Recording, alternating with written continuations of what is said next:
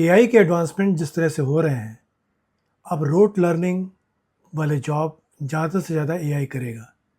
आपकी वैल्यू तभी बनेगी जब आप उसके बियॉन्ड कुछ कर पाएँ, और उसके बियॉन्ड है क्रिएटिव थिंकिंग।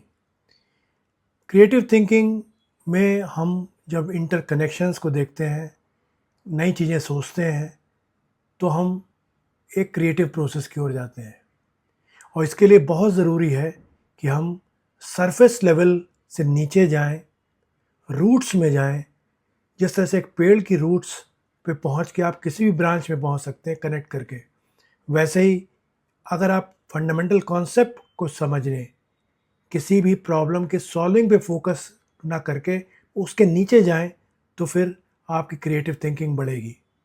इसको एक सिंपल एग्जांपल से समझते हैं। मान लीजिए आपको एक रेक्टेंगल का एरिया निकालने को कहा जाता है। लेंथ 8 सेंटीमीटर है, विड्थ 5 सेंटीमीटर।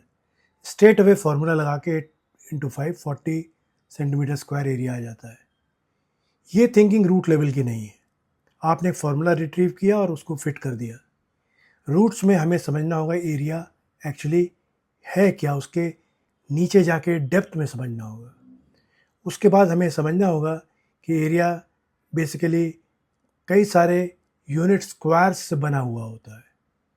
और फिर हम ये देखते हैं कि अगर हम 8 कॉलम्स और 5 रोज़ ले लें तो ऐसे यूनिट स्क्वायर्स 40 होंगे, और यहाँ से एरिया का फंडामेंटल बेस क्लियर होता है। अब एक कुछ लोगों के लिए थोड़ा सा अहेड होगा, लेकिन मैं बोलने में I think it is right time to say कि अगर ये कॉन्सेप्ट क्लियर है तो जब आपको कैलकुलस पढ़ाई जाएगी तो आप एरिया अंडर द कर्व को बहुत आसानी से समझ पाएंगे, क्योंकि फंडामेंटल बेस आपका एरिया का स्ट्रांग होगा। प्लेटफॉर्म में ये प्रॉम्प्ट दी हुई है।